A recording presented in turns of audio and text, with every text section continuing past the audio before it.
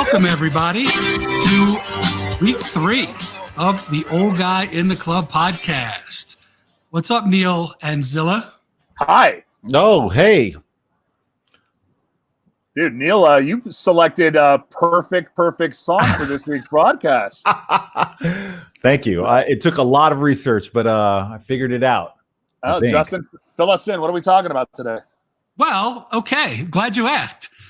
Today's episode is the travel episode, and we are going to talk about all things travel with us 3 guys and a very, very good friend of ours who probably has traveled more than us in our lives, and we travel a lot.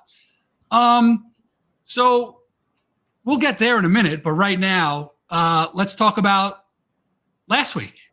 And last week was Father's Day, and we want to just do a little quick recap. Did anybody do anything exciting? I stayed in quarantine. We were still in phase perfect. 1. Good wrap up on last week, guys. This is starting out great. So anyway, for those that know me, I'm actually domiciled with my parents because they're a little bit older. So we just had a nice little Father's Day dinner, kept it really, low key and everything. It's just another day here in the Zilla household, but it was actually kind of nice. Oh, that's very good. And no knocks on the door. No calls from Maury Povich, so it was a very successful Father's Day. You're dating yourself now with the Maury Povich reference. But anyway, so this week, like I said, it's the travel episode. We are going to talk about travel. We are going to we're going to bring in Tina first, talk about travel. We're going to do a Knight's Tale with Tina, which is one of our segments where she tells us the craziest thing she's ever experienced in a nightclub, which is always a fun topic for our guests because most of them are nightlife veterans, if not still in the game. And then after that, we are going to talk about our favorite segment, Grinds My Gears, where we talk about things we hate. Now, Tina is like the nicest human on the planet, so she might not want to talk about things she hates, unless it's me. But it should be good. And then I'll get into that in a second. But then before we leave, we are going to announce next week's guest. Because it's a good one.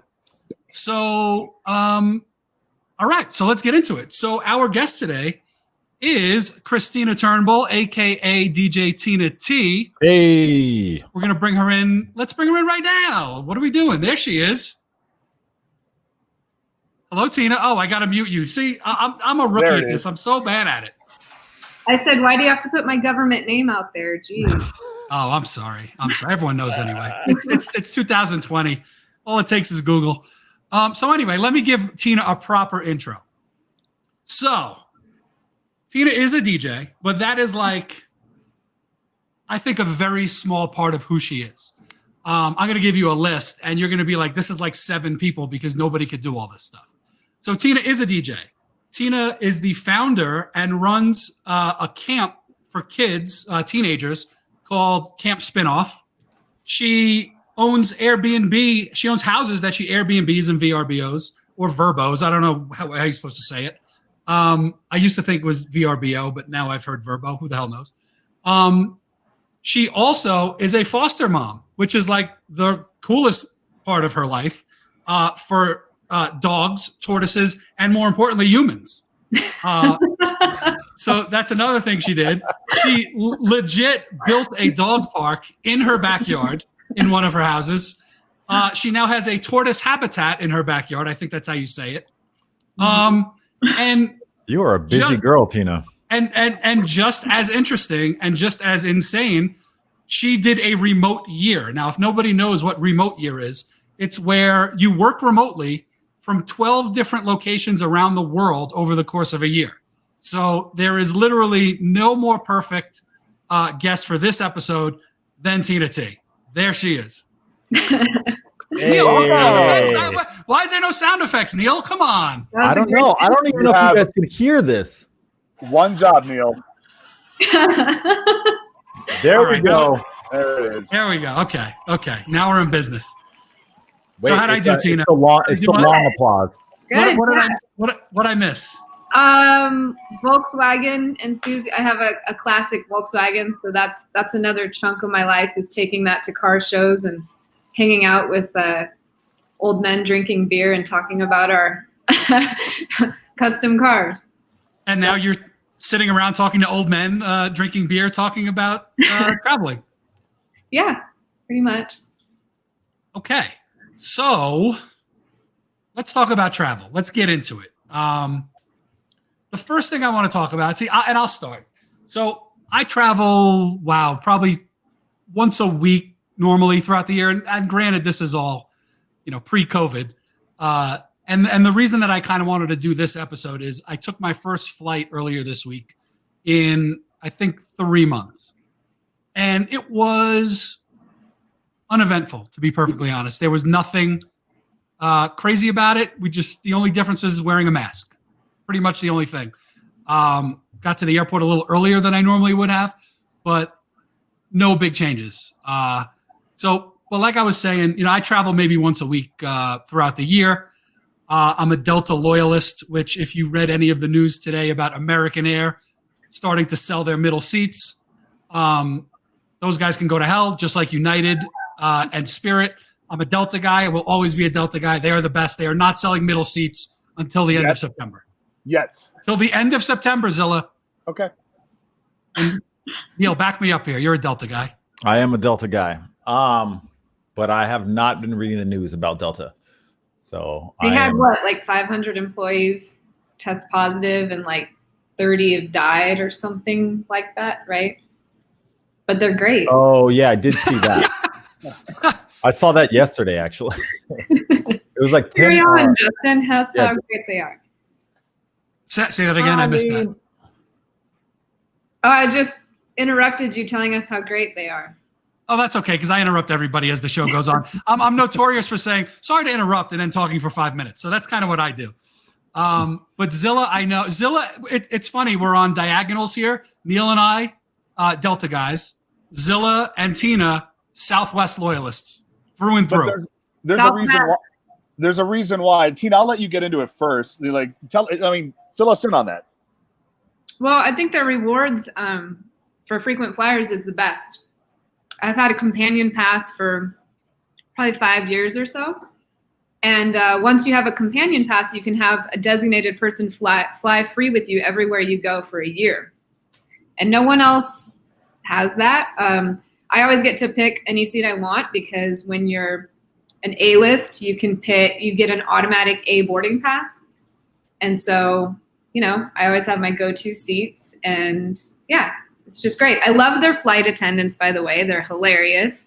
They're always perky and fun, and they rap and they do all kinds of fun stuff. So I hate their flight attendants. I'm here to take a flight. I'm normally hungover. I don't want you to be making jokes and singing on the mic. I like it. Who hurt you, Justin? I mean, who doesn't like a Southwest Airlines flight attendant? Zilla, we've been on a lot of flights together, coming back from Vegas, and it's you're sweating, you're trying not to die or puke on the person next to you, sure, and they start singing a song, and you're like, no. Yeah, 45 minutes of agony from Las Vegas to San Diego. God help you. So one time I was on a Southwest flight. There's always the Vegas to Burbank has your random celebrities, and Flava Flav was on the flight. And he gets on with his big clock, wearing his huge clock. And I hear the flight attendant say, does anybody know what time it is? On the I was like, oh, okay. And then halfway through the flight, he got up in the front and got on the live PA. And he's like, what's up? I'm Flava Flav. And I want to hear everybody say, what's my name? And everyone's like, Flava Flav, the whole plane. I was like, this is the coolest thing ever. Yeah. Everyone in the plane knew who Flava Flav was? At that time, he was filming Flavor of Love. Oh. So he was on TV, it might have been the second season or who knows. But on Southwest flights, I've been sitting next to Ron Jeremy and how'd that wind up? Randy Couture. I met Randy Couture on a Southwest flight and we got talking, and then I started going to his boxing gym in Vegas. Those two magicians in Vegas. Oh, Penn and Teller. I mean, there's just a lot of random celebs on there. I like it. I will say I took a Southwest flight from Burbank to from Vegas to Burbank, and Eric Estrada was on my flight. That was the highlight of my year. So Ron Jeremy, have you seen the news this week on Ron Jeremy? Yeah. Oh boy. Okay. Well, we can skip right over that. Wait, Ron Jeremy, what happened? What happened? He got me too'd. I guess he was inappropriate with a number of women back in the day, which is not, I don't really think it's too surprising. The hedgehog believed his own hype, and he took some liberties with people that he shouldn't have, and now he's being held accountable for it, as well he should. Hey Zilla, why don't you give us a little shout out for the chat, because this is what this is why I'm you're here. the best at this. By the way, hi everybody that's checking us out, especially to our good friend Lev, who is checking us out in Amsterdam, the one and only Todd McCandless here in the beautiful San Diego South Bay, Jordan Zotz live and direct from Staten Island, my sister who is 2 rooms over is watching this, DJ Marty Rock, and everybody else in the chat room. Mike Carbonell just got in here too. Actually, DJ Sid Vicious just checked in as well. No, he didn't. No way. He's live and on board, I'm telling you. He's only here to defend Southwest. He's a Southwest guy, too. Definitely a Southwest guy. So everybody, welcome to the show. We're glad you're all here. And speaking of being hungover on flights, Sid and I were on literally the worst hungover flight of my... You know what? I already lied. It's the second worst hangover I've ever had on a flight, leaving Cabo. And I totally forgot this story, which is the worst travel story of my life. I just remembered it now. Had no recollection of it leading into the travel episode until just now. I'll save it for later. It's pretty good. So Tina, you said you have some crazy airplane stories. Besides all the celebrities, what do you got? Well, to go off what you just made me remember another story about being sick. I've been sick on a lot of flights, but 2 that stick out. One was just ready to throw up. All of a sudden, sitting there watching on my iPad, flash of heat, start sweating. I get up to go run, throw up in the bathroom. Flight attendant just pops into the aisle like, "Excuse me, ma'am, you need to take your seat."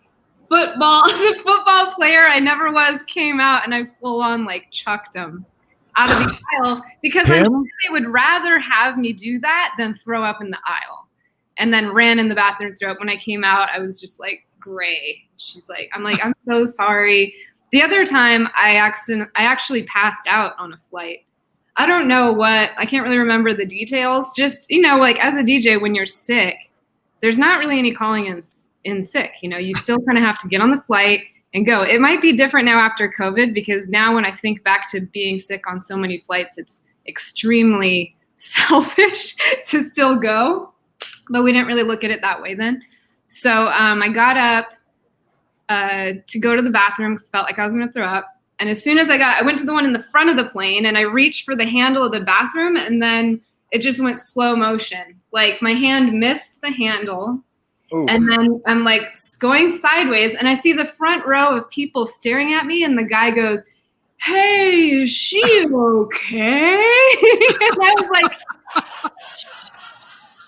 no, I was all embarrassed, and he was calling me out, and I was like, shh. And then I just woke up on the ground. And then the flight attendants put ice on the back of my neck, and they gave me ginger ale and crackers. And I scooted into a corner where the whole plane didn't see me. But then I had to do a walk of shame. When I was finally ready to walk again, I had to walk down the aisle of everyone just staring at me. And then I went, and they gave me a whole row in the back to just go sleep. But oh man. Yeah. Where were you going to and from? How long of a flight was it? Probably only a couple hours. Yeah. I don't really remember, but it sucks. So now here goes into some of my tips.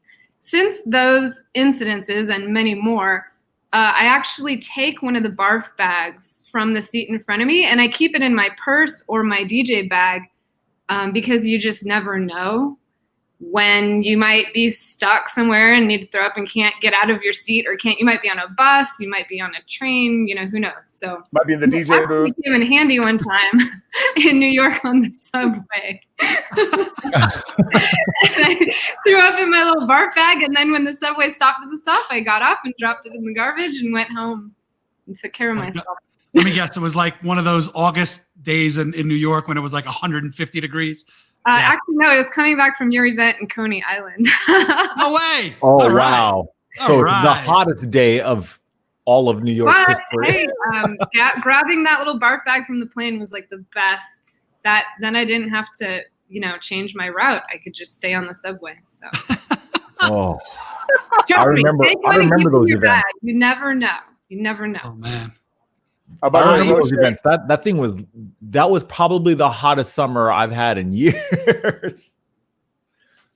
Roche from the Twitch chat room is asking, how do we get Jennifer Love Hewitt in on the show?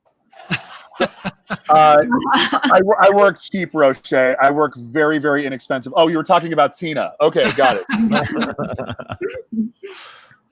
So Samuel there was. J, sorry, Justin. No. Samuel Go for J it. says, last time I flew, I forgot that I had a 5 a.m. flight and was out past 3:30 a.m. Was half blacked out when I got to the airport. Still don't know how I made it through the TSA. Samuel, I'd like to tell you that your story is unique, but I can say for probably 3 of the 4 of us, possibly all 4 of us, that has definitely happened at one point or another during the span of our careers. It's like that meme. I don't know if you've seen it. It's like it says, somebody, hey, we should just stay out all night and then go straight to our flight. That's a great idea. The narrator, this was not a great idea. I used to do it all the time, actually. Well, you know what I do is if I have a 6 a.m. flight or whatever, I have to be up by like 5, maybe 4:30. So I get back from the club at 2, take a shower, pack everything, put my luggage by the door, put full makeup on, my outfit, shoes, everything, and then I lay like I'm in a coffin on the bed. And I set my alarm. And then when my alarm goes off, I just get up and walk out the door with my luggage. Ugh. My number one worst story, and we'll make this quick because we have a ton to go over. So my worst story, I was drinking with a buddy of mine in New York. At 3 a.m, we decided, hey, we're going to go to Vegas in the morning. And we booked flights. I was at the time, I was a Continental frequent flyer. So I had 1 million miles or whatever. He was an American flyer. So I was flying out of Newark. He was flying out of JFK. So I go home, I get in my car, I drive to Newark, which I should have never done that in the first place. I get there, I get on the plane, and I realize this is not going to be good. So I go to the bathroom, I kind of throw up, I get back to my seat, and I realize I have to get off this plane. And they had just closed the boarding doors. I ring my bell, I get up, and I walk off the plane. So I get home, I text my buddy, I say, hey, I got off the plane, I'm not going. So I go to sleep. I wake up like 4 hours later, and he's like, hey, did you make it there already? And I'm like, no, I texted you. I had to get off the plane.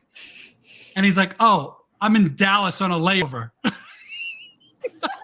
So I was like, well, what are you going to do? He's like, I'm still going to Vegas. I don't know about you. So I was literally in my bed. He still went to Vegas by himself. He was in Vegas for like 24 hours, had to go home back to New York, and then he had to fly home to Phoenix. And all because I decided to get off the plane and totally fuck him over. You are a great friend. It was the only time in my life I've literally ever done anything like that. Yes, Marty Rock in the chat. I kind of threw up. I've kind of thrown up before too, quite a few times actually, back in my younger years. I just kind of threw up a little in my mouth. Oh, I've had a few emergency landings. Ooh. You did? Like not because of me. I've been on planes for their emergency landings, and domestic. So one time there was a domestic dispute. We were getting ready to go, and there was like a family that kept arguing. I mean, like yelling, arguing on the plane when we're boarding. They had to eventually, before we pulled back from the gate, they're like, all right, you guys need to stop. So then we're like coasting to the taxiway, and they decided to stop and split them up. So then they moved them into different seats because it was so bad. And people are realizing it's going to mess up their flights. So they're cussing at them. People in the audience are like, shut the fuck up, shut up. And then we're on the runway, and the dad just like punches his daughter next. What? Yeah. What? Yeah. And then wait, the flight what? attendant walks How by old is the daughter? Huh? How old is the daughter? Maybe she was like 11 or something. I mean, not that it makes. I'm sorry, but I'm just like, wait, what was?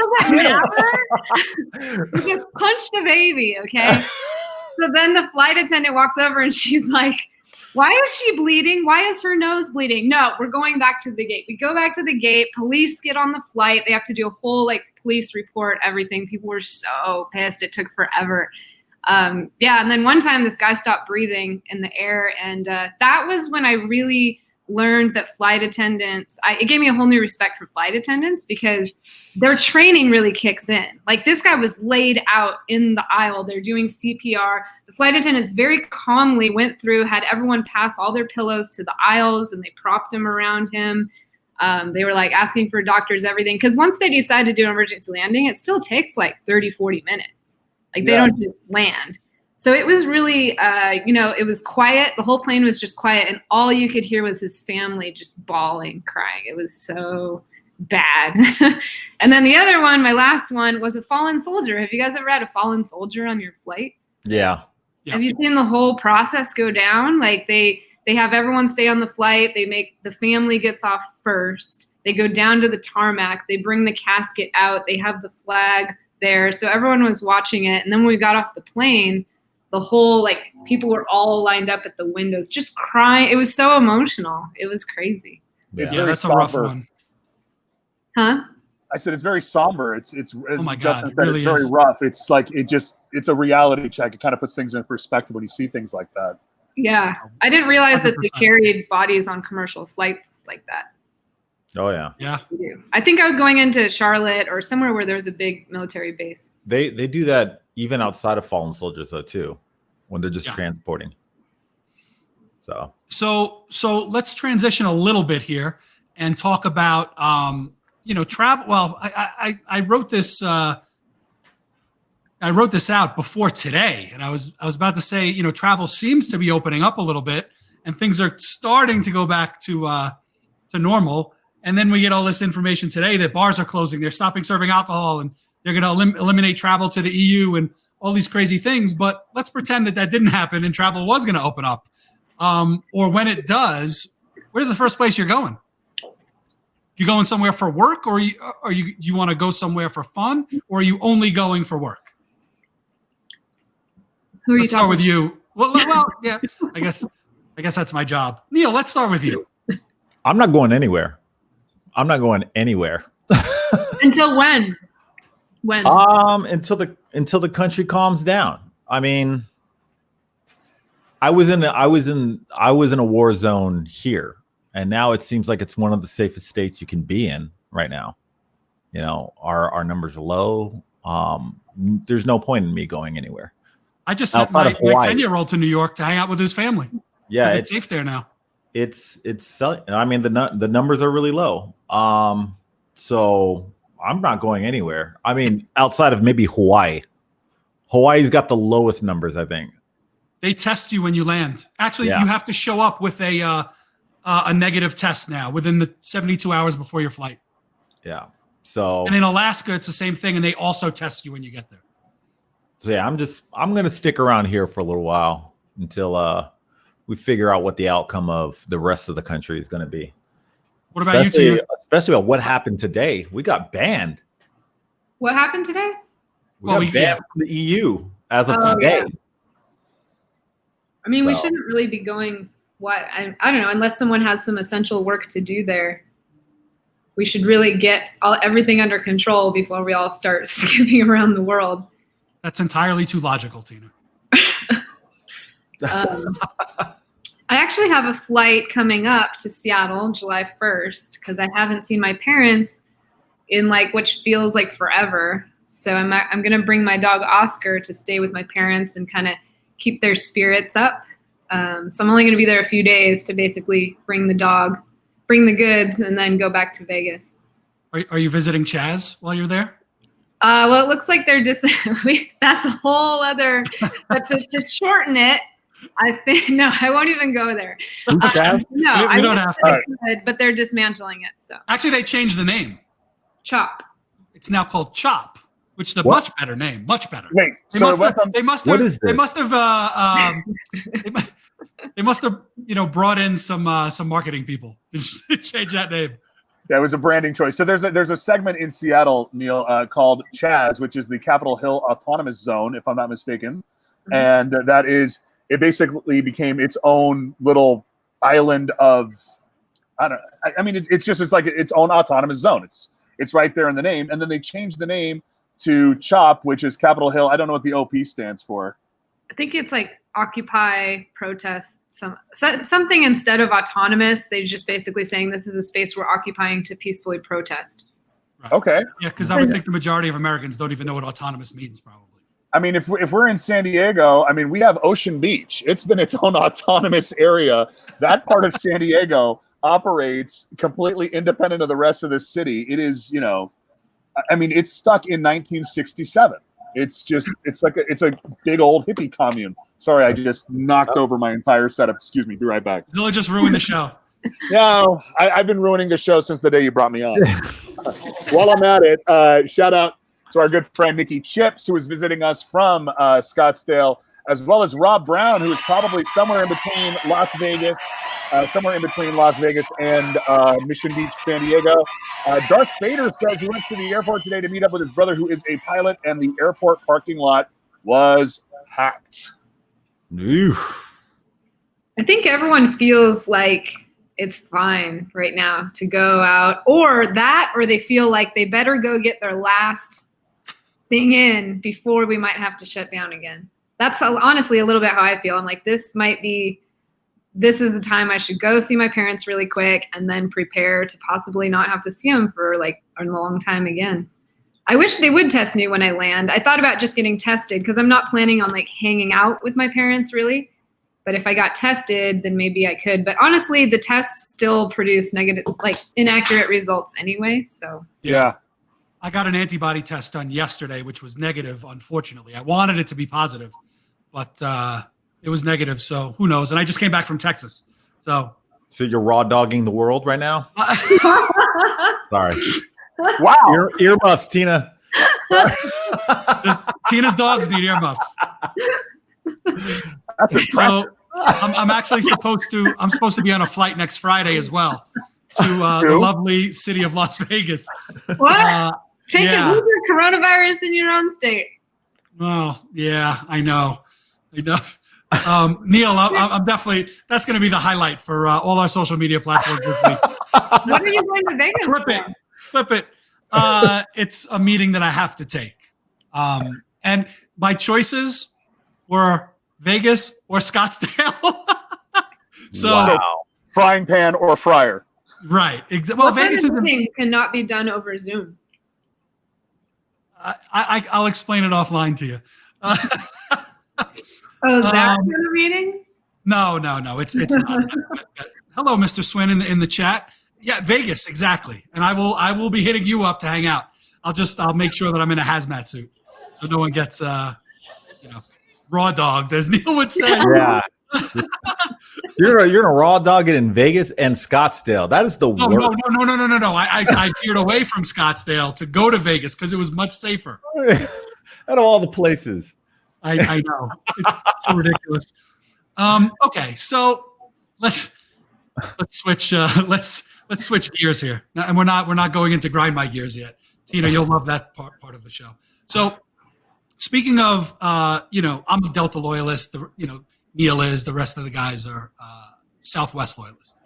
Now, one thing I never thought I would talk about in my life or even give a shit about is luggage. Now, I love my luggage, my away luggage, and I'm not sponsored by them because it's an episode of a show, and there's no reason I would ever have a sponsor at this point. Sid Neeson in the chat. Sid coming to us live from Scottsdale, Arizona, by the way. So I used to have Toomey bags. I still have Toomey bags. They're, $400, $500, $600 bags.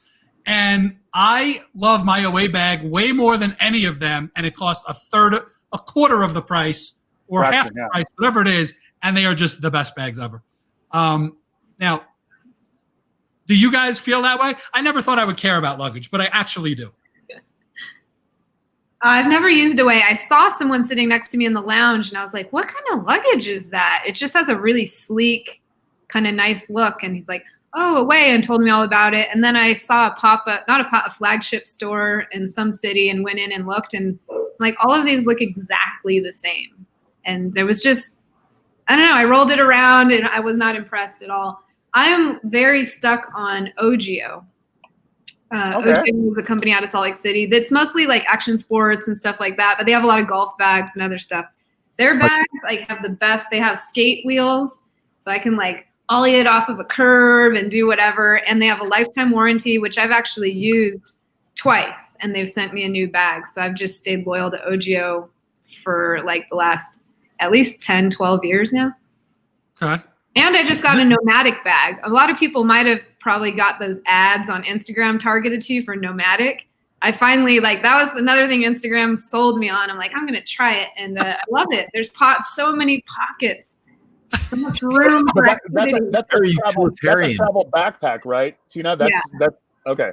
But it fits under the seat in front of you. There's a few different ones. You can get one that's a backpack that goes in the overhead, but I got the one that's like a 2-day or, travel one. And because I need it to go under the seat in front of me because I also have my roller bag. Got it. It's the cargo pants of bags. So many pockets. No. All right. I know, Neil, I know you're an away guy. I'm an away guy and a Toomey guy. Away is they're just light. They're super light. They take a beating, I mean, they're durable. I mean, I've had mine for a while. Yeah. Collecting dust. I think you turned me on to them. Yeah. I think you had yours before me, and I saw you. You get that awesome charger. Yep. What about you, Zilla? Same thing. I actually got turned on to the away bag from Sid, who's in the chat. And one afternoon, like he was in town playing San Diego, and I saw his away bag, and I could see the sheer amount of stuff that he was able to put into a typical carry-on. And I mean, Justin, I think a lot of us have this rule that if it's like 24, 48 hours, there's no checked bags. It's a carry-on. You're off the flight. Neil goes a week. Neil goes a week with carry-on. Yeah. You know what? You're a person after my own heart, Neil. So it's all about the folding. It's all about the folding. Absolutely. Do you roll? Well, do you roll or do you fold? I'm a folder. I'm a folder. I'm a folder. 4 folders. Wow. Okay. My sister, and so at the time, after I saw it and I started looking for some luggage, my sister was working at Nordstrom, and they did an away pop-up. And with her discount, as if it wasn't already very affordable, it became just that much more affordable. And it was a line that was or a colorway that was exclusive to Nordstrom. I jumped right on it, and it's the best investment I've made for the 2 times I've traveled since I purchased it. So, so you have yet to get your money's worth. No, I mean, it's definitely. Listen, I'm not here to sell luggage, but if you're looking for an affordable bag, I personally think that it's a quality piece of luggage. But what do I know? What do you got there, Tina? This is Oscar. Hi, Oscar travels with me all the time. He loves traveling. Seriously, he fits under the seat in front of me.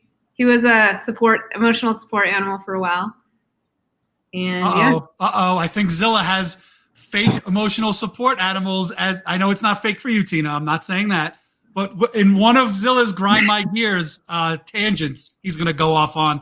Not this episode. I can combat it because I understand a lot of people do it. And I think that it's hard to really judge by looking at someone if it is legit or not. So I try to not pass the judgment because you just never know.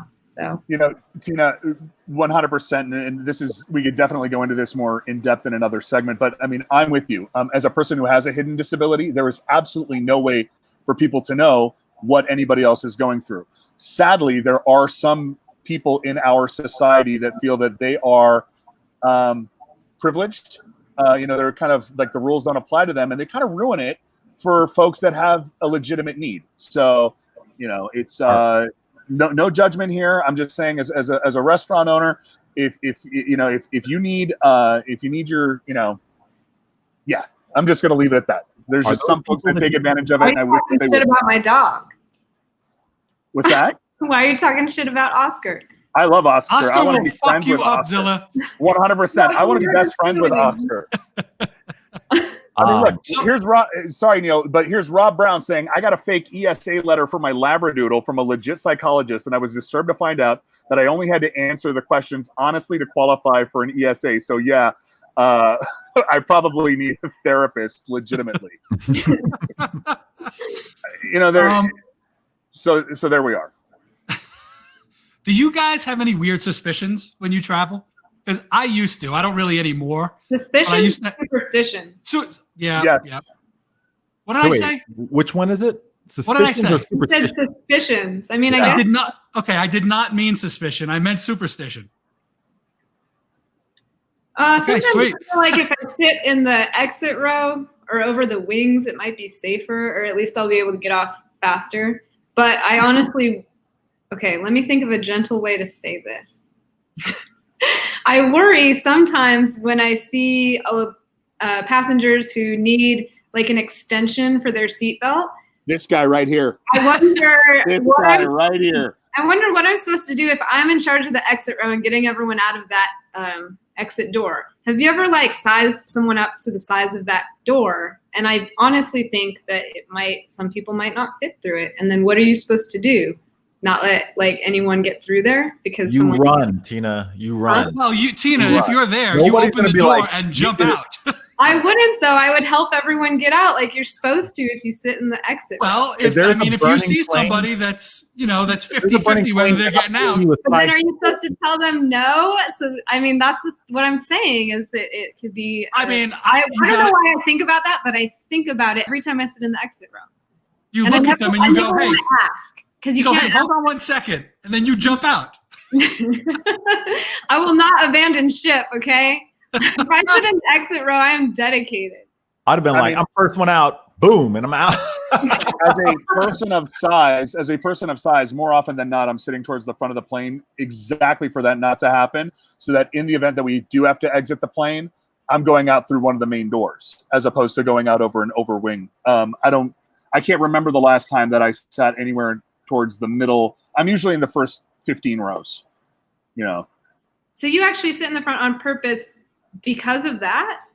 I mean, it's in part, depending on the airline, it's part of my calculus. I mean, I'm 6'6". I'm a big boy. I've never been small, so I definitely think about that as well. Like I pick my shots as to where I sit. In the event of emergency, I don't want to be the reason why somebody else can't get out, and I certainly want to get out myself. So yeah, I think about that. Wow, you don't seem like as big as what I'm describing as a concern. Because he's not. Like one time I sat next to someone. I have body dysmorphia. I'll never be rude. I sat next to someone one time. The lady was literally armrest up halfway into my seat. And I thought, I'm the perfect person to sit next to her because no one else would do this. Like they just wouldn't. They wouldn't even fit. And so I'm sitting there and I'm just squished up like this. She can't put her tray table down because she is so big. She has to hold her drinks and has to have the armrest up. And that kind of got me thinking, like, how would this person get out of the exit? I was talking to my dad about it. He's like, there's no way. He's like, I would say federal FDA requirement says that your armrest has to be down for takeoff. Like, you know what I mean? Like certain things, but I felt bad for her because a lot of people would not do it. I just creep in there like it's like a quilt. What? It's cold in the plane. Neil, if you and I are on a flight together, you're just gonna snuggle up into my we're gonna snuggle up into each other's personal spaces. You're gonna make it uncomfortable. I'm gonna make it even more uncomfortable. I think that's actually more of a reason to fly. What do you? But there is no chance in hell if I was 6'6", because I'm 6'3", front row. Yeah. Nope. I've actually downgraded just because of that. Really? On smaller planes, that wall is like right in front of you. Yep. Okay. So the bulkhead is definitely there. I'll own this. I will, depending on where I'm going and when I'm going there, because it all depends. But if I have the opportunity, I will research the type of aircraft that it's on. I will look at seat maps. I'll go to, seatguru.com and figure out where I'm at. And as my sister highlighted, she knows that if there's a first class opportunity there's a reason why I stockpile all of my miles when I'm not flying Southwest. By the way, when I do fly Southwest, my companion pass I've had for nearly 5 years, I've had a total of 0 companions. Why? I've named myself as my companion. So when I book the reservation, I mean, technically no, but so far, no one, I mean, I hope I don't blow up my own spot, but I'm able to block off my seat plus the seat next to me, and I'm not inconvenienced. First of all, I don't feel like I'm, taking up anybody else's real estate and ruining their travel opportunity. And at the same time, I'm also comfortable. So it's a win-win across the board. Someone in the comments said if the size of the front door plane is the same size as the exit, then if they got in, they can get out. But the exit door in the middle of the plane does not go like top to bottom, like the door you walk in to get on the plane. It's literally like a smaller hole in the middle. So it's definitely not the same size as the front door we board through. I'm not an expert, Tina, but I think from the inside looking out, it looks like it's a smaller porthole, but the actual, once you remove it, it's actually larger on the external part of the fuselage, but I might just be making that up. I don't know. You just wanted to say fuselage. That's the only reason you said that. What's fuselage? The fuselage is the tube part of the airplane that isn't the cockpit or the tail or the wings. He wanted to either use that or flux capacitor, but he knew that one. That's still coming. Show isn't over yet. I wanted to make my dog Oscar a companion, and one time I was on a Southwest flight and I was flipping. That their CEO who's in the magazine, I forget his name, like Bob. Gary Kelly, yeah. I'm sitting there. How do you know that? And I noticed in the building area, because if you ever read the magazine, he's always in there, both Spanish and English. And so in the boarding area, I kept seeing this guy walking around just shaking hands and kissing babies, and everyone knew him and everyone was watching. I'm like, who is this guy? So he sits Oh, no. He sits next to me on the flight, and I open up the magazine and I look at it and I look at him and I'm like, is that you? And he's like, it is. And I'm like, okay, I'm sure you get things from everybody, but I have an idea. I've had a companion pass for years and I travel with my dog. And instead of me taking up a seat for a companion, I would love to just make my dog on my companion pass. It saves you guys a seat. And he's like, no one has ever asked that before. That's a great idea. And that was sounds reasonable to me. Oh my God. Okay, here's the next one. And this one, let's just go with it. Pet peeves when you're flying. I have one, and I'm going to start this one because it happened the other day when I was flying back. Wait, is this grind my gears or is this pet peeves? This is pet travel. Same segment, different name. Grind my gears, the travel edition. You know what we're going to do? We're going to call an audible right here, and we're going to make Grinds My Gears in this episode has to be travel related. Okay. So before we get to that, I want to double back, and we missed Tina's Knight's Tale story because we have to do our Knight's Tale segment. So Tina, you have to tell us the craziest nightclub story that you have. I should have thought this through earlier. There's one that comes to mind. It was actually with DJ E-Rock. New York or San Francisco? E-Rock. We were in San Francisco. This is a long time ago. Okay.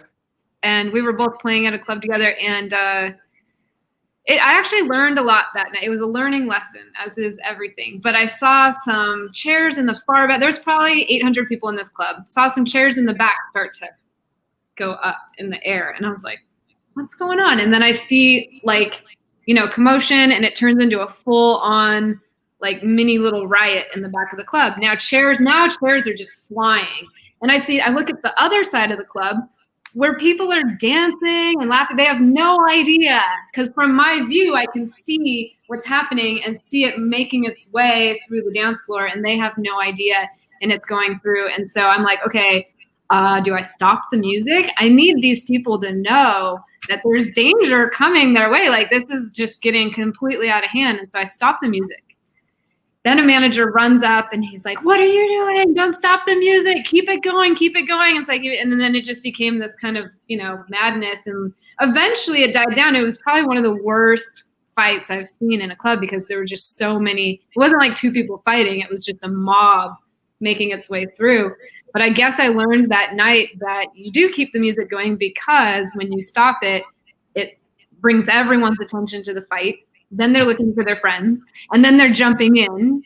And so I guess it does make sense that when you have that bad of a fight, you don't want to draw attention to it, and you want to just change to something like Black Eyed Peas, Where Is the Love, or something like that. But I don't know, maybe other people have different feelings about that. I just was really like, wow, we're just going to act like this isn't happening. And, if I was on the dance floor, I'd want to know something was going down so I could get away, get off the dance floor. And then when we went outside that night, there was like a UFC fighter, I guess, and he knocked some guy out cold, like just one hit, boom. The guy was unconscious all the way until the ambulance arrived. Oh, man. That's no good. So wait, so how is E-Rock a part of this? Was he booking at the club? DJing too. We were both DJing. Oh, okay. Yeah. What did he say? I don't know. We were both just like, it was a long time ago, and yeah, it was just insane. But there's been other parties I've played at. Like in college, I DJ'd a party that got maced. Like the cops came in and just threw pepper spray.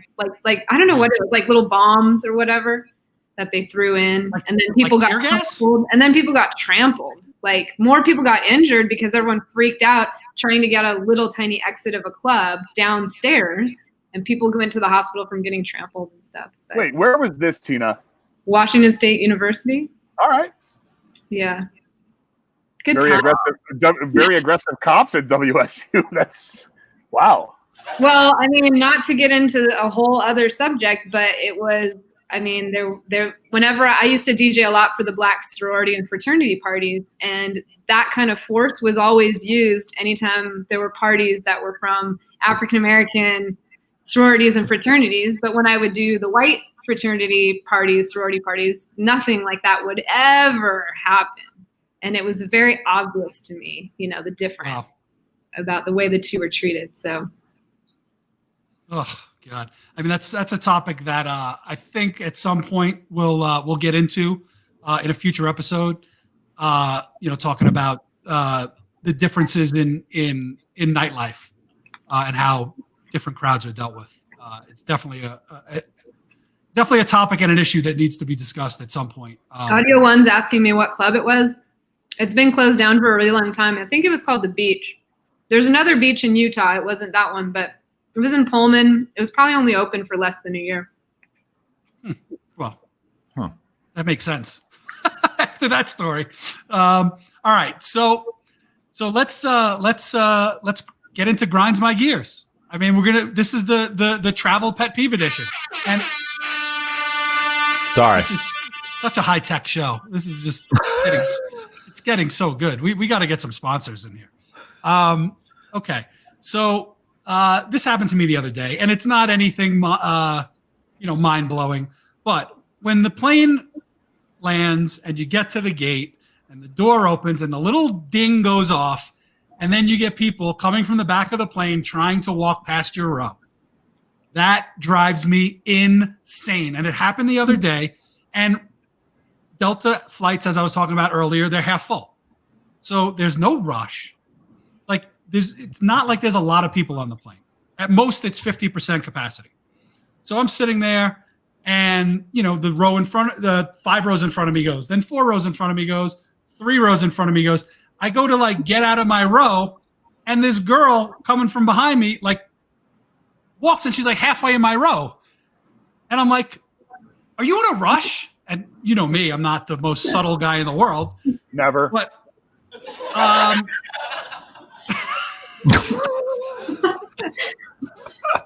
so apparently I scared this woman. I don't think I did, but I was told that I did by my ex-wife who I was traveling with at the time. She's like, "I can't believe you did that to her." And I'm like, "What do you mean? I just said, are you in a rush?" And she's like, "It's how you said it." So that's one of my big pet peeves on flights. You know what I do for that, Justin, is I take my roller bag out immediately from up top and I put it in the aisle. Yeah, I didn't have a roller bag because I had a checked bag. So I just had my backpack, which was up top. So I don't know. I could have body blocked her, but I didn't really want to do that.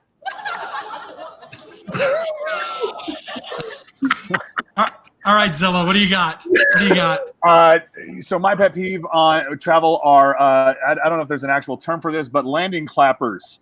Like people that applaud when the plane lands. I've got news for you, Neil, folks. That's how did you miss your cue? No applause? He was doing it to you to mess with you. Yeah. I was more agreeing with Zilla. I was like, yeah. All right, so I've had one experience where we've had an aborted landing, and that aborted landing, there was another plane on the runway, and we touched down and pulled right back up, went straight vertical, circled around. On that occasion, and on that occasion alone, that is worthy of a round of applause for the pilots that saved our lives. But guys, if the pilots just exactly, less whistles, but definitely. But the plane is supposed to land. Like, that's what it's supposed to do. So please save your applause. We're all just trying to get off the plane. Yeah, Mr. Swin in the comments says the worst in Vegas. I live in Vegas, so like every flight I take home, when I'm tired, I just want to go home, the whole plane is like, Vegas!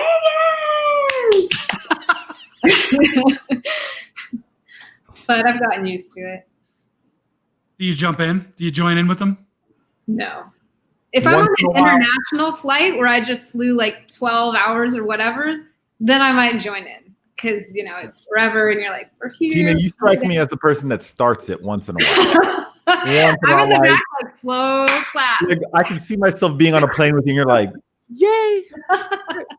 All right. Audio one just chimed in with, I remember on a flight in a SeaTac, people were clapping, then our plane went sideways as it was raining, and we had to slide down the emergency slide. So Audio, are you saying that they were clapping and then the plane went? Because if the plane went sideways and then I went down, I'd clap. I'm like, hey, we're off, we're safe. If I'm reading this right, Audio's saying that they preemptively clapped and then jinxed it for everybody. Well, my goal in life now is to be able to slide down those emergency slides one day. So I'm super jealous. No, what? Like in an emergency? Not like I don't want anyone to be injured, but like say we were on the tarmac or something and like, sorry guys, we're going to have to emergency deboard the plane. We're going to have to use the slides. I'd be like, oh my God, this is the best day of my life. My dream has come true. But you're not. I want to go down the slide and use it as the raft that it's actually also made for. Well, that would end up being definitely emergency. Yeah. Sully Sullenberger retired, so I don't know if that's happening. I've seen Castaway. I'm not trying to be in that movie. How about you, Neil? Pet peeve? In-flight pet peeve. Tina might not like this. I don't know. So I remember getting on a plane. This happens rarely. I remember my routine. I always take the first flight home. So I'm usually like out the club, take a shower, pack, head back to the airport, head home. I remember once I get on the plane, I just put my eye mask on. I'm asleep. I remember waking up really quick just to, maybe turn around or something like that. And I took my eye mask off just to see, are we already, is the plane boarded already? This dude I get it. You have your support animals and everything. Tina doesn't like your story. Tina's already gone. She's like, nope, I already know where this is going. This dude took 2 golden retrievers onto the plane. 2 golden retrievers had 1 seat. And then he had there was a couple, like an elderly couple that sat also in that same row. That is, I get it. Even they freaked out. They were saying, they looked at the 2 dogs. They're massive dogs. And they're like, are you kidding me? Like, you need both of these dogs here.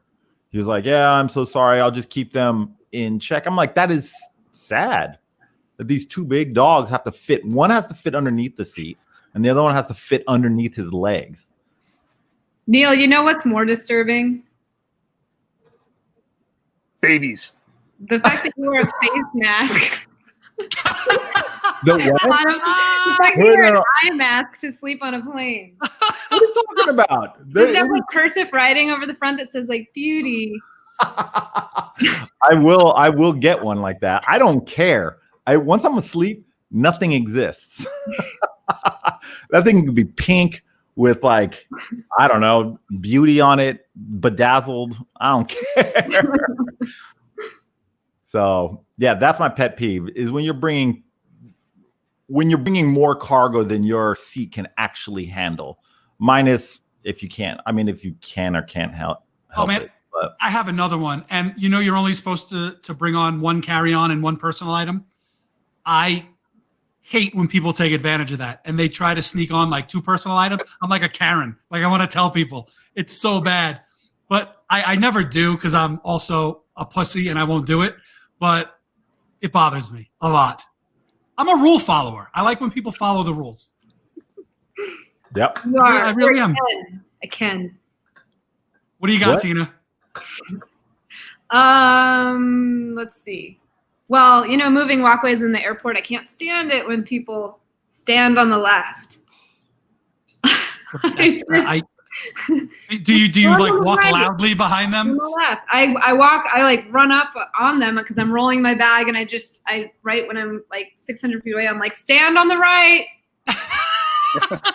Do you really? And then they're like, oh, and then they get out of the way. But like the fact that I walk up like right behind them and I'm like, oh. That's what I do. Yeah, on a plane, I hate it when men like do their man spreading. That's super annoying. Or just hogging the whole armrest. Like wait, man spreading? Man spreading. You spread your legs. Yeah. We have to come up with an actual term for that. Man spreading. That is the term. Is it, man? Yeah. I learned about that in New York from the subways. I'm pretty sure they like put it there. Like it has to be something cooler, like jackknifing, or I don't know, something. First of all, you don't want the word "jack" in that motion whatsoever. You don't. You definitely don't. And when people use headphones, like I just want to be like, do you need some headphones? Like people will just watch their iPads and stuff with no headphones. Oh, fuck that. No, that's the worst. The absolute worst. Like okay. I typically keep things to myself. I'm not a confrontational person, although most people think I am. I had a guy, don't give me that look, Zilla. I had a guy sitting, I happened to be in first class. I got upgraded. I was sitting on the aisle. Across from me, not in the aisle, but on the window, there was a guy, and he was watching a movie on his iPad. And finally, after 10 minutes, I couldn't, like I would look at him, I would make eye contact, and he didn't change it. So finally, in a very loud voice, I looked over and I went, "Do you realize that your sound is on?" And the entire first class cabin turned around, and they all gave me like one of these. They gave me the thumbs up. But yeah, to me, there's nothing more inconsiderate than speaking loudly in public and no like headphones. It drives me insane. And I'm glad you brought that up. I feel so much better now.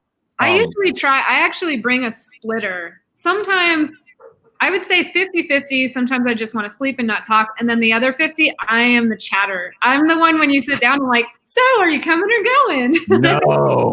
and I just start. But I'm really considerate. I bring snacks. Sometimes if I find like a little toy or something, I'll put it in my DJ bag because if there's a kid next to me, I'll give it to him.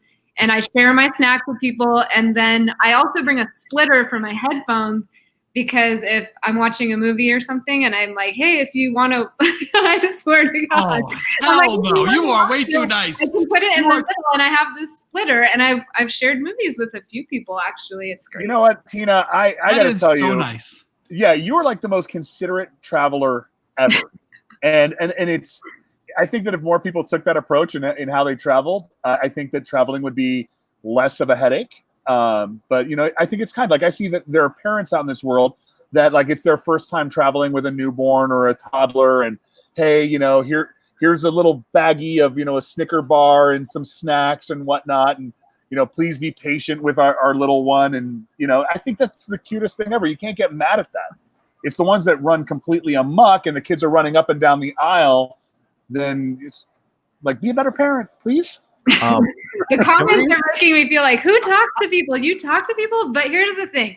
If you don't want someone to talk to you, it's really easy. You just it's not like I bother people. You can put your headphones in. I'm not going to bother anyone who has their headphones. But if we're just sitting there and they seem like you know, it makes me feel better. It makes them. I've met some really great people and had some really great conversations. So I am the worst host. Can we get the chat involved? Yeah. I'm just curious on the people in the chat. What are your guys' travel pet peeves? Okay, go ahead. Yeah. Well, first, I just want to say I'm the worst host of all time, and we forgot probably the most interesting travel part of this show, and we haven't had Tina tell us about remote year yet. So let's get into that right now, because we've already gone over an hour, just like we do every week, and every week I forget like a major part of the show. So this is probably our thing. So we're just gonna go for it. First, let me address Samuel J493, who says he would roll his eyes at me and tell me to leave him alone. Whatever. I guarantee if we sat next to each other, we'd probably be sharing a movie. And you'd probably enjoy my snacks. Okay. So, remote year. Instagram. I guess that's another thing that Instagram sold me. I saw this ad one day, and someone was doing a slow motion backwards swan dive onto a bed and threw their roller bag in the corner. And I was like, wow, that looks like me. Like, that just seems like that's like my life, right? And then it started talking about traveling the world, living in a new country for a month, every month for a year, and working remotely and all this stuff. And so I was like, wow, let me go look into it. And I applied, because you had to like apply for it or whatever, get accepted. And at the time I had this really small window where I usually have a residency of some sort where I'm DJing every Friday. And at that time I wasn't in any residencies, and I knew that was my window to just make the call. So I kind of just went for it. And I'm glad that I did, because even at the time I'm like, you got to just go for those big travel plans. As much as we want to be like, oh, next year, the year after, one day. Now that COVID's going on, it's like remote year was still happening and everyone had to go home. It's like, I don't know. The way that I did remote year that year, I was talking to the people in my group that I did it with. It would never be the same after COVID, like not as free as we were in other countries. Yeah. So I'm really glad that I just went for it, because you just don't know how conditions are going to change with your health, with the world, whatever. But yeah, so some of the places we started in Asia, it's a group of 60 people who the remote year doesn't give you a job. You have your own job where whatever your job is, you can do it while traveling, just using like the Wi-Fi. So there were computer programmers, graphic designers, life coaches, like everything. And they all worked while we were traveling. We started in Malaysia, went to Vietnam, Cambodia, Thailand, went through like Bulgaria, Latin America, Colombia. I can't even remember all the places we went to, but we lived in 12 different places a full year, and then I kept it going for a few months after. Yeah, it was just crazy. But you worked while you were out there too. Like we had some events that you did. So I was telling Justin, like, hey, I'm like, when I first thought about it, I'm like, if I give you an itinerary of 12 countries I'm going to live in for a year, can you reach out and book things? And he's like, I'll try. And so it was a lot of networking with DJs that I knew traveled internationally, and I was able to DJ. I was also managing my Airbnbs, which I just do it all from my phone anyway. The time difference kind of sucked, because when people were checking in and out, it was like 3:30 a.m. for me in Asia. So I had to be up and doing the most at like between 3 and 4 a.m. But yeah, it was great. I mean, I was really worried about it. I was worried about getting sick. I was most worried about Cambodia. So I did get some vaccinations, and Cambodia ended up being one of my favorite places. And I volunteered with a hip hop organization where I was, they had breakdancing and DJing, and they were teaching kids English. And so I met a lot of great friends in Cambodia, and that was my favorite place of the whole year. But more crazy than the travel was really the dynamics of a group of 60 people traveling together for a year. There was just so much that went down. I was more worried about just like, how's this all gonna, how am I gonna prepare? How am I gonna pack? All the things I was worried about were like the least of my worries. It was just drama here would come and go. A lot of people left the group because it's not for everybody, Hey Tina, Rich Rama in the chat also did remote year, and he was asking what group you were in. I was in Kublai. I guess that doesn't make sense to anybody, but they named that after. Each group has their own name, and this was about 2 years ago that I did it. It does sound like Survivor. I think when you told me about it, I think we were in Utah in Park City, weren't we? In that house? No, it was in the summer, and I called. Oh, really? It was probably around February. I think I decided to do it only like a month before I left to actually go do it. So there was a big rush too. I just knew that I either had to like do it right away or it was never going to happen. There's no way that I can plan and say, okay, a year from now, which some people did, a year from now, I'll be leaving on remote year, because so much happens in a year. And the type of like the way that I am, if a work opportunity or DJ opportunity came up, that would come first, you know? So. Gotcha. So Rich Rama just said, I was Kanyini. I don't know what that means, but for you guys. I think you misspelled Kanye. Kanye's remote year. Sweet. Nikki Chip says it sounded like Survivor, and it's kind of like what it sounded like to me too. Like there's 60 people traveling on, but we're like, not competing for any, like everyone's doing their own thing, and a lot of people collaborated on projects together. I think the whole concept of living in a place for a month is that when we travel or vacation or whatever, we visit somewhere for maybe 2 weeks, you never actually feel like a local. You never become a local. So the concept of staying for a month minimum allows you to have your favorite coffee place and get to know the person at the dry cleaning spot. And you actually have to figure out the bus schedule, how to get around. You make friends. And so you travel and like live as a local. And that's a whole different experience than regular travel. Yeah, it sounds like, that whole immersive aspect sounds really rewarding. It's just different than your typical touristy excursion. Yeah. As an old crusty guy that likes like nice hotels and room service, I don't think I would fare well. I like that too. Trust me. And I feel like I got a lot of my international travel out of my system that year because I really appreciated coming back to the US. I was hoarding water for like a full year. Even when I took a shower, I was brushing my teeth and everything with like not showering in bottled water, but I was brushing my teeth with bottled water. And so when I got back to the US just to drink tap water, everyone thinks I'm crazy for drinking tap water in Vegas. But the first thing I did when I got back to US was just like chug tap water because I couldn't do it for so many Vegas water is pretty crappy, but it's better than San Diego. Better than anywhere in California. True. Honestly, I feel like any tap water, maybe outside of where Michigan or something, is not going to make me sick. Yeah, no, it's not going to make you sick. It just doesn't taste good. I just remember California, you had to wait, I think it was like 30 seconds for it to clear up because it comes out white. Mm-hmm. You guys what? But that's just maybe that's LA County, but it would come out white and then it would clear up after a few seconds. Well, not to get into a whole water discussion, but Southern California does have a significant amount of mineral content in the water. We have the hardest water in the world. So that might just be clearing up some of the mineral backlog, but it's not going to kill you. It's just going to taste awful. It's healthy. Yeah. Rama Rich. Better than Flint.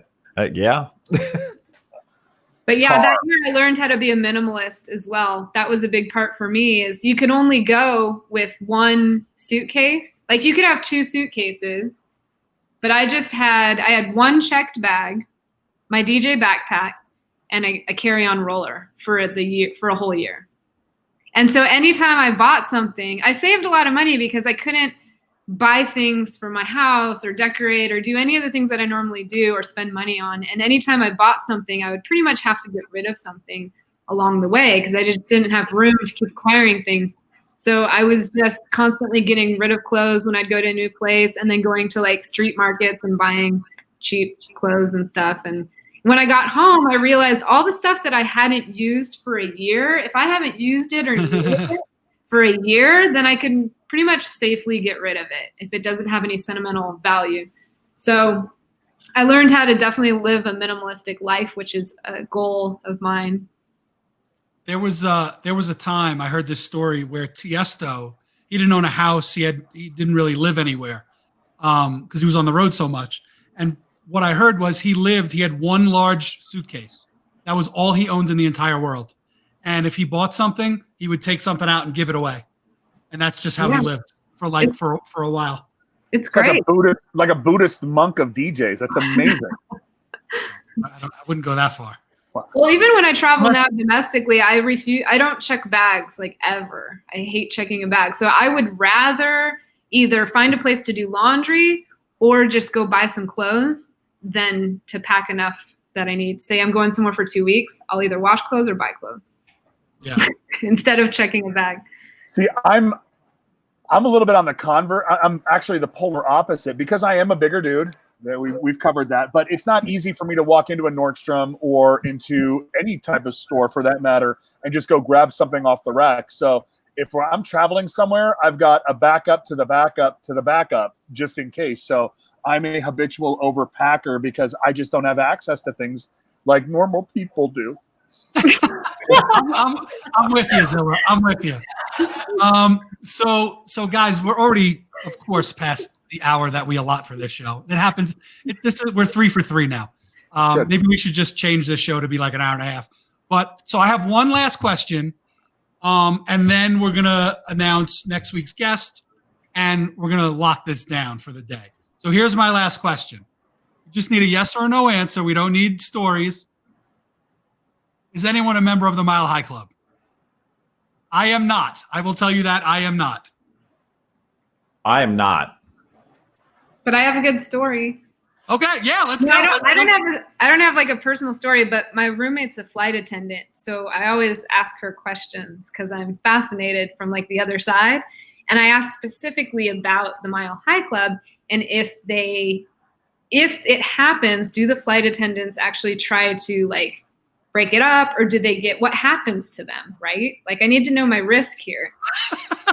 She said they don't. She said they just joke around about it. If they hear people in there, they ignore it. And if they come out, like they've never actually, no one's gotten in trouble for it. And they just laugh. So one day. That deserves an air horn. Yeah, like I'm barely a member of the 9 feet above sea level club here in, coastal San Diego. So an airplane isn't even in my calculus at this point. Like I'm just trying to get some on land. Oh God. All right. Well, Tina, this was fun. I always love talking to you. We do it a lot. Not so much lately because we're not really working too much, unfortunately. But it seems like anytime we hop on the phone or something like that, it's like an hour later and we finally get to what we called each other for. But thank you for coming on. We really appreciate you being here. What do you want to, are you promoting anything? Do you want to talk about anything? I mean, camp or anything that you're doing these days? Promote your Airbnbs. Life has been canceled. Yeah. No, don't say that. No, honestly, right now, I'm kind of enjoying not having to promote anything. It's kind of a beautiful thing, when you've spent the last 20-something years promoting yourself and promoting projects and constantly in that world. It's this quarantine.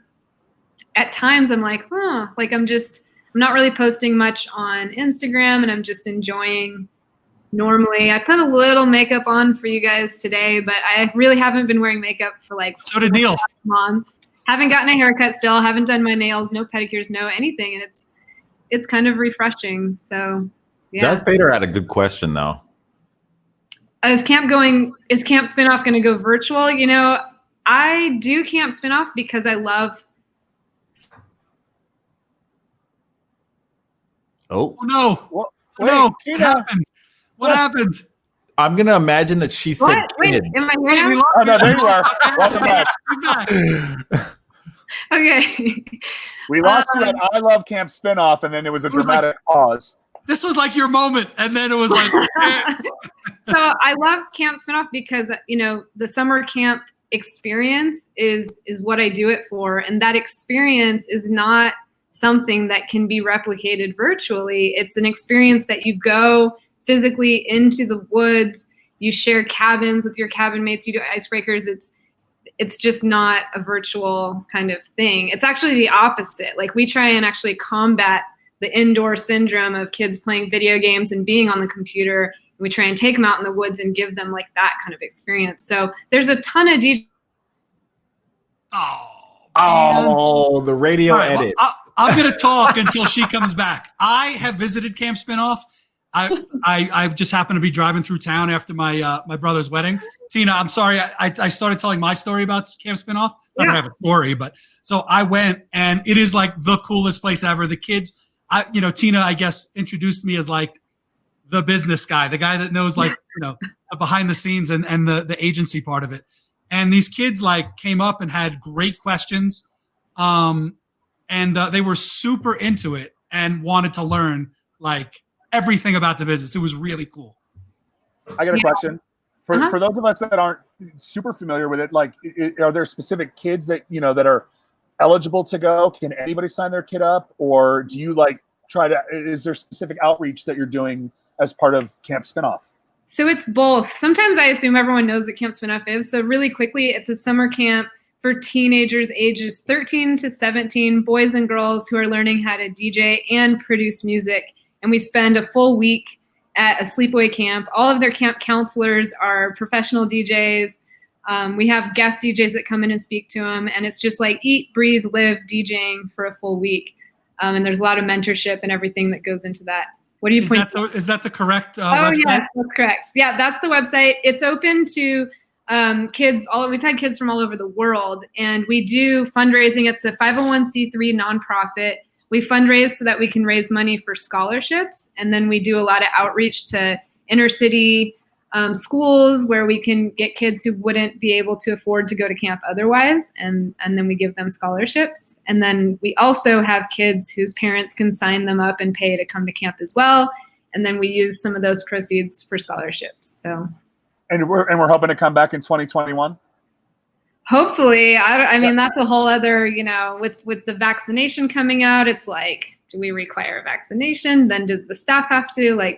It's a whole complicated thing. So, yeah, but I have zero desire to make it virtual because it's just that's not what it was meant to be. And I'd rather support all the other schools and DJ schools that are doing virtual. They're doing a great job, but that's definitely not what the Camp Spinoff experience was meant to be. So.